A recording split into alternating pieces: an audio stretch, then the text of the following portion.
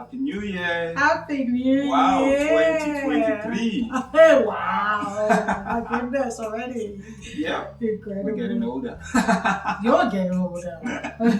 Hi everyone, this is the Real Talk with Ify and Dami. Yeah. And we are the Marriage Advocates. Yeah. Today we're talking about 5 things we wish we knew before we got married. Yeah. Or there are a lot of things we wish we knew. We're just shrinking it down to Yeah, we're just shrinking it down. And we wish we both knew before we got married. Absolutely. Most important thing for us. Yeah. So today we're gonna be talking about that. Mm-hmm. And the first one for me will be marriage isn't a fairy tale. You wish you knew, or someone told you that marriage is not a fairy tale. Oh yes. Explain, baby. I should explain. Explain, please.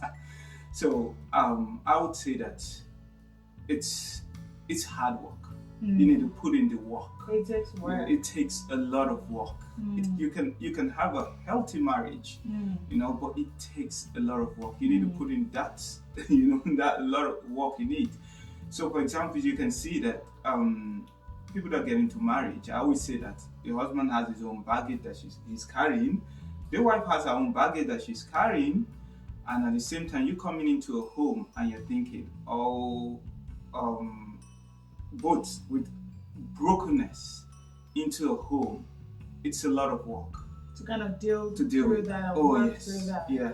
So it doesn't just happen how they do it in the movies. No. You fall in love and you live happily ever after, and you fight, but then you kiss and make out. No. So no one told you it wasn't like that. No one told me. I kind of knew that. I lived. I grew up knowing marriage is not a fairy tale. Oh, wow. If you had asked me, I would have told you. Oh. No. Well, mine would be that I wish someone had told me that sex not gonna be great straight away. And I say that to mean that it was good. Wait. Because when we were younger, we were told before marriage, sex is not good. Stay away from sex and all of that. Yeah. But the impression I got growing up was that once you get married, somehow sex was just gonna be marvelous. And you're just gonna know what you're doing, and it's just gonna be natural. And anybody tell me that sex is not gonna be that great straight away. So what are you saying? I'm not saying you're not good. I'm just saying perhaps. Okay, how do I phrase this? Wait, no, you're not baby. No, sweetheart. It's just my own hang-ups about sex. And this is a little bit of a problem with the church as well. Church, well, at least my kind of upbringing, taught many of us that sex is bad until you get married that sex is good. So that for me, really, I was expecting that we're going to get married and it's just going to be hot every time. It's going to be good every time.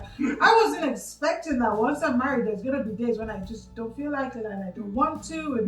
And sometimes, So I wish someone had told me that you're going to have to learn as a woman anyway, to do sex well and to enjoy it. And I wish someone told me.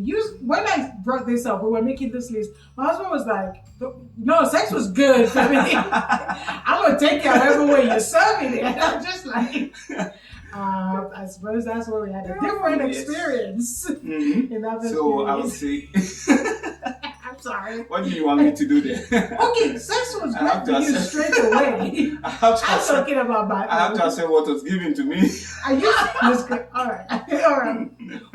What's your next one? I would say knowing my spouse, your love language. You wish someone told you to learn. Yeah. It told me about love language. Full stop. Yes. Wow. I didn't know about love language. Yeah. Thankfully, we learned it in that first 2 years. 2 years. Otherwise, we mess with them. Oh. So I said, knowing your love language, because it allows that communication to be easier. Because when we got married, you kept saying the little things. It's the little things that matter. Yeah.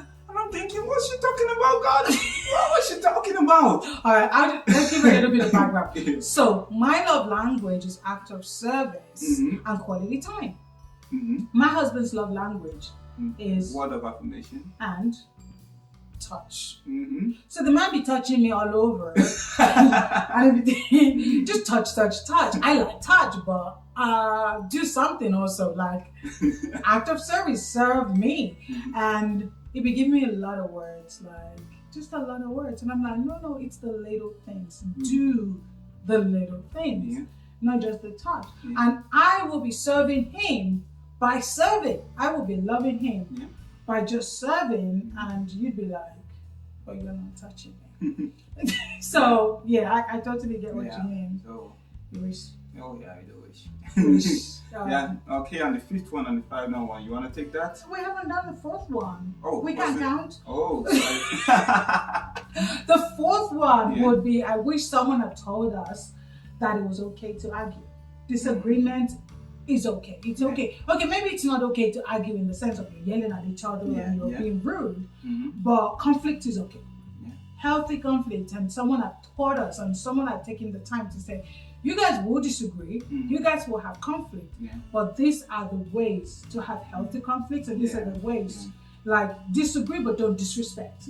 I wish someone had taken the time to just be like, okay, you're gonna have disagreements, but just be conscious that you do not disrespect one another. Because the thing is, each time we fought, I felt like something was wrong. Like, oh, perhaps he's the wrong person for me, or perhaps I chose wrongly.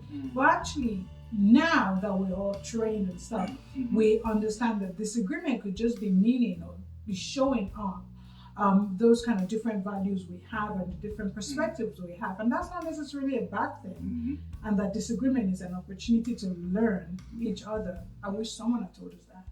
That would have been great. That's cool. Thank you. Yeah. Thank you. All right, what's the last one? The last one is paying attention to your triggers. Oh, God. Oh. I know what it taught you in marriage counseling, premarital, about triggers. Like, no, they teach. I can't remember them. The guy teaching me anything about triggers. No, it was like, talk about how many kids you want to have. Agree about what church you're going to go to. Like those basics. But nobody actually said, because of your life experiences, you guys might have triggers, and you should kind of learn your spouse's triggers so that you can at least understand what they are. I totally agree. How did it work out for us though? Oh, well, we had to learn it. Because at the end of it, I would say that when I'm tapping you that time, like, the first 2 years. Like, no triggers. I did not know what your triggers were. No, I think for me, the first 2 years I was wound up tight. And still kind of had the guards up, like protecting myself. That I really didn't allow myself to be triggered, if that makes sense. Oh, yes, yeah. But you are. I didn't understand what they were. I had to learn later on that certain things were a trigger for you. But I could see stuff was happening and I just didn't understand. Like, why would he upset him when I storm out? Like, why would he upset him if I then close the door a little bit louder because I'm upset? And those were triggers, and I didn't understand that that's what they were. But we've since learned that, but we wish that someone had actually taught us to kind of learn ourselves and learn our spouse and kind of understand the triggers. So if we were kind of going to share with new couples, young couples, engaged couples, we would say, learn quickly that you go first. I would say your spouse love language. Love making, having sex might not be great straight away, but just give it time. Give it time. Another one I would say, marriage isn't a fairy tale. You gotta have to work hard. Work hard at it. Work hard and be patient. Be patient about it. I would say, listen, you guys will disagree. You will have conflict. If you're newly married, you're engaged, there will be conflict because you're two different people. It's okay. Just learn healthy ways of having conflict, and just go with it. Don't put the divorce thing on the table or the separation thing on the table. It's okay to disagree. Just learn how to manage those conflicts. And the fifth one is pay attention to each other's triggers. Know what it is and don't use it against your spouse. So don't use it to press their button because now you know it's a trigger. Don't then use it as a weapon against them rather than help them to heal from that trigger. Help them to heal the wound rather than pull the scabs and kind of hurt them more by using their triggers against them. And that's it. Excellent. So we have just done our first video for 2023. Yep. We're going to be trying to be consistent. Right? How often are we going to be doing this? We'll see how it goes. Yeah. Just watch our Linktree, and also when we put it out on IG, on right? IG. Yep. So we'll definitely do that, and also please subscribe if you have. Just Click the subscribe. button. Click the button. That'll be good. And if you have any topic that you want us to discuss about, please let us know. Email us. Email us, DM us. Yep. And we will discuss about it. Awesome. Thanks Okay. for watching You this. take care. We'll see you soon. Bye. Bye.